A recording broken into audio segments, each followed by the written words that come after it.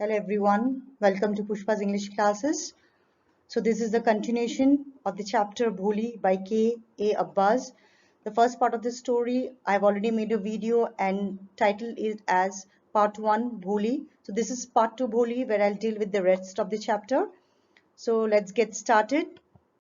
In my previous video, that is part 1 of this Bholi chapter, I already mentioned that how teacher succeeds in instilling confidence in Bholi, and she asked her to come to school every day. So we'll continue from there.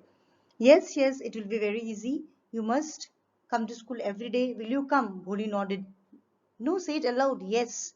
So the teacher asked her to come to school every day, and the Bholi also says that yes, she's going to come to school every day. And Bholi herself was surprised that she could say that to the teacher. After this, the teacher gives a book to Bholi, a book full of nice pictures, and the picture had got words in big black letters. And the teacher encourages the child by saying that in 1 month you'll be able to read this book. So after this book, I'll give you a bigger book, and after that, still bigger book. So the teacher tells her that in a few days' time she'll become learned person, and nobody in the village would make fun of her, okay, or would make fun of stammering, and everybody will listen to her with respect. People will listen to you and respect you, and you'll be able to speak without the slightest tremor. Understand? Now go home and come back early tomorrow morning. So this girl Bholi, who was not given any attention even by her parents, suddenly she finds a person in the form of a teacher, and that teacher gives her the hope that she will be able to become learned person, and she can demand respect from others as well.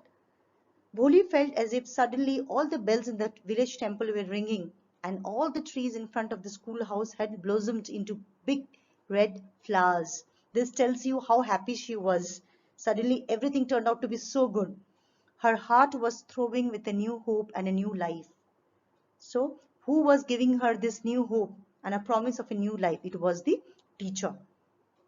Thus the years passed, the village became a small town. With the passage of time, the village had become a small town. The primary school became a high school. There were now a cinema under a tin shed and a cotton mill. The mail trains began to stop at the railway station. So as you see, with the passage of time, uh, changes did happen. The village became a town. There was a cinema. There was a train also stopping. One night after dinner, Ramlal said to his wife, "Then shall I accept Bisambar's proposal?" So they are talking about proposal. Whose proposal? Bisambar's proposal. Yes, certainly, his wife said. Bholi will be lucky to get such a well-to-do bridegroom, a big shop, a house of his own, and I hear several thousand in the bank. Moreover, he is not asking for any dowry. So here both the parents, Ramlal and his wife, that is Bholi's parents, are discussing about a proposal, right, that has come from a businessman named Bisambar. And the mother says, yeah, she's a very lucky girl. Bholi is a lucky girl because he has big shop, he has money, he has house of his own. What else Bholi needs? That's right, but he is not so young, almost the same age as I am, and he also limps. So the father is a bit reluctant because this bridegroom is almost the same age as Ramlal, and that too he also limps. Moreover, the children from his first wife are quite grown up. So we see, or we come to know here, that even this bridegroom's, Vishambar's children from this first wife are grown up. So we see that Ramlal is a bit hesitant to get Bholi married to this person because he is of same age as Ramlal. To this, Bholi's mother tells her husband that 45 or 50 is no age for a man. She also adds by saying that Bholi is lucky because this person, Vishwambar is from another village. He doesn't know about Bholi's poke marks, and he is also not aware that Bholi has got no sense. So the mother is very sure that if she is not married to this person, Bholi will never get married in her life, right? So yes, but I wonder what Bholi will say. The father is still insisting and saying that I still wonder what Bholi will say. To this, the mother replies by saying that what will that girl say? She is like a dumb cow. So she is like a dumb cow is very important in the text because you get a question in the exam saying that what is the transformation, or how is the transformation of Bholi from a dumb cow to an enlightened girl? So you can make use of many instances from the text. One such could be from this part of the text, where she tells that she's a dumb cow, so how does it matter? Maybe you're right, muttered Ramlal. Okay, so Ramlal also agrees to it and says that maybe you're right. When they were discussing this, Bholi was in another room or in another courtyard where she was lying awake and listening to the whispered conversation of her parents. So here in the next paragraph, we are given introduction of Vishwambar Nath. He was a grocer, well-to-do grocer. So he came with a big party of friends and relations for the wedding. A brass band playing a popular tune from an Indian film headed the procession. So he came with a huge procession, band playing the music from a Indian film, right? And it was too great a thing for in a village when a bridegroom comes with such pomp, with the bridegroom riding a decorated horse. Ramlal was overjoyed to see such pomp and splendor. He never dreamed that this fourth daughter of his would have such a grand wedding. Bholi's eldest sisters who had come for the occasion were envious of her luck. Even the sisters were envious of Bholi because they also knew that he was very rich, that Vishwambar Nath was a rich person, and the way he came for the wedding, that also made the sisters envious of Bholi. When the auspicious moment came, the priest said, "Bring the bride." So that moment came when the priest asked that now the bride can be brought to the place where they are going to do the rituals. Bholi was clad in a red silken bridal dress, was led to the bride's place near the sacred fire. Now it was time when they would garland the bride. Okay, so one of his friends prompted Vishwambar Nath that you need to now garland the bride. The bridegroom lifted the garland of yellow marigolds. A woman slipped back the silken veil from the bride's face. Vishwambar took a quick glance. The garland remained poised in his hands. The bride slowly pulled down the veil over her face. Now what happened? Why was that garland poised in the hands of Vishwambar Nath? What happened?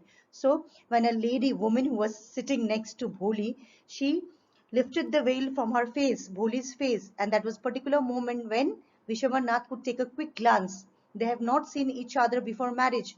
Now, when he was about to garland the bride, he saw the poke marks on the face of Bholi, and that's the reason his garland remained poised in his hands. He was reluctant, did not want to garland the bride now, just because she has poke marks over her face. To this, the friend standing next to Vishwambar Nath says that, "What happened if she has got pock marks? You are not young either, right? Maybe, but if I am to marry her, her father must give me 5,000 rupees." Now Vishwambar Nath is demanding dowry. Why? Because he has seen the pock marks on the face of Bholi. Ramlal went and placed his turban, his honor, at Vishwambar's feet. "Do not humiliate me, so take 2,000 rupees."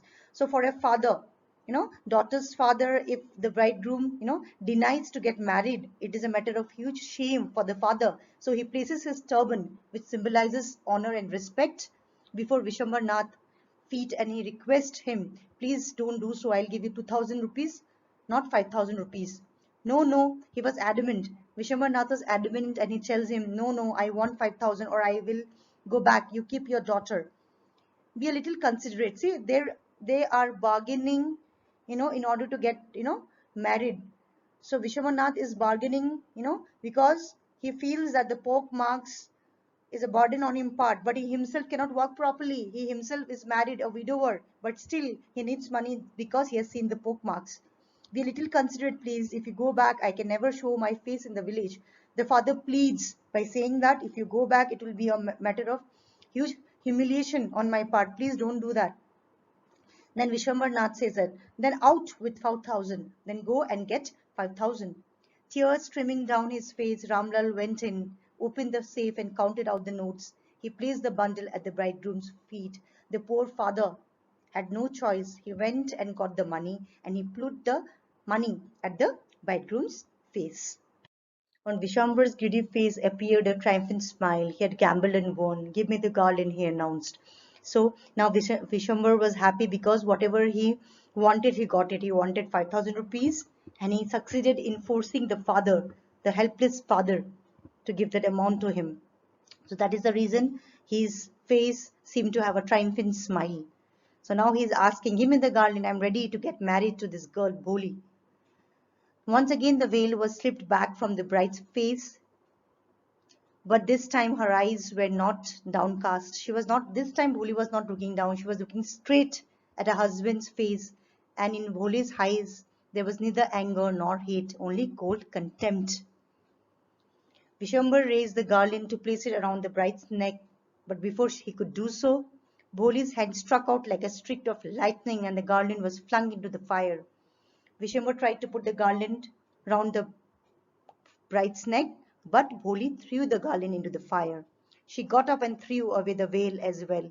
Pitaji, that is father, said Bholi in a clear, loud voice, and her father, mother, sisters, brothers, relations, and neighbors were startled to hear her speak without even the slightest tremor.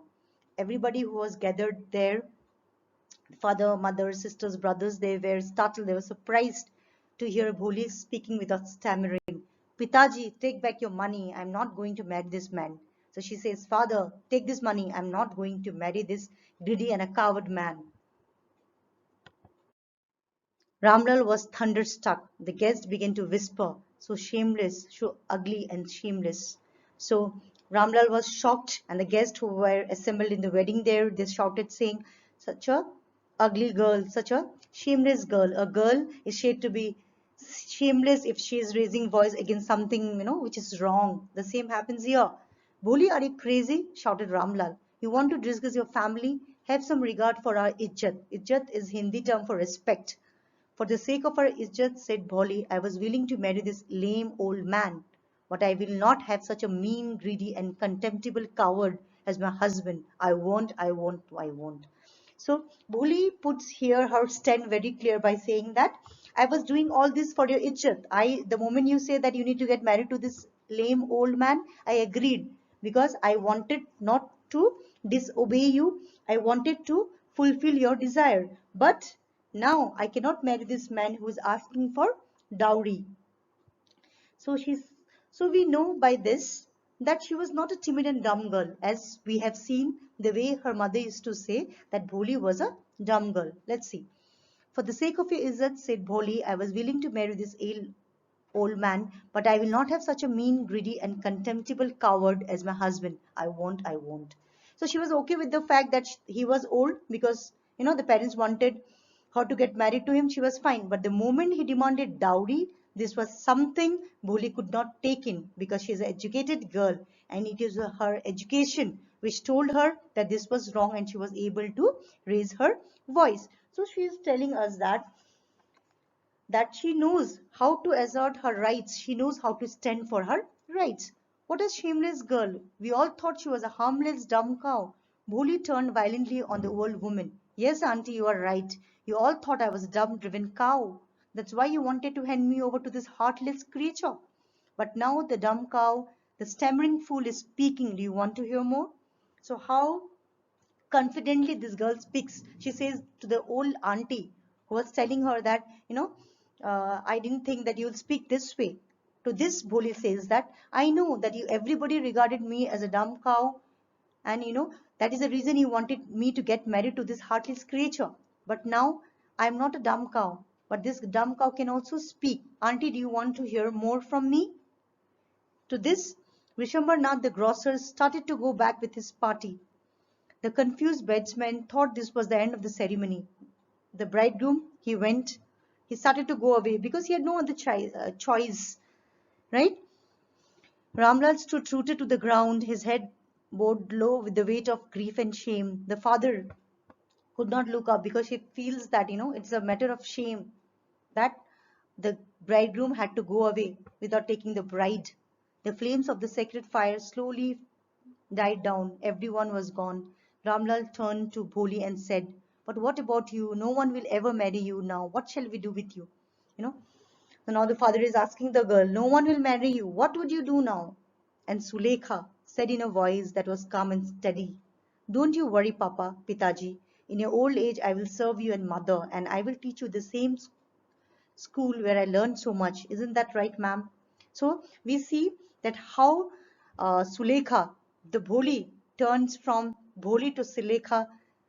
She tells her parents, don't worry, I'll serve you and mother, in my old age, in your old age, I am going to teach in the same school which taught me so much. Isn't that right, ma'am? The teacher was standing there. The teacher had all along stood in a corner watching the drama. Yes, Boli, of course, she replied. So teacher says, yes, definitely, Boli. And in her smiling eyes was the light of a deep satisfaction that an artist feels when contemplating the completion of her masterpiece. So we see that in her eyes, in the eyes of the teacher, one could sense a deep satisfaction, similar satisfaction which an artist might feel when he completes, you know, a masterpiece. So we can say this here in terms of the text, that the artist here is the teacher and the masterpiece here is Bholi. So this teacher, the artist, is able to complete a masterpiece. How is she able to complete a masterpiece? It was the teacher who played a crucial role in transforming dumb cow, as referred to by Bholi's mother, to an intelligent girl. She was not a timid girl. She knew when and how to assert her rights, and it was education who helped her to do this. Okay, so now we can say that this story, which is about a girl whose name was Sulekha, but she was referred to as Bholi by everybody just because she stammered, and see the progress, how she successfully emerges from Bholi to Sulekha. So I feel the text, the title of the text is so apt, Bholi, but how this Bholi turns to Sulekha, a man or a person or a lady with good sense of letters, and we see how this, education helps her to come out of a zone which she was very comfortable in, that is, not speaking to anybody, not raising her voice. So Bholi has really changed to Sulekha, and in her assertion at the time of her marriage, the assertion which she made at her time of her marriage is the announcement to the whole world that she is no more a Bholi, but she is a Sulekha. So I hope you have understood this chapter. Thank you for watching this video. So in the next video, I would like to discuss value-based questions that are frequently asked in your board exams. So please do share, like, and subscribe to my channel. Thank you for watching.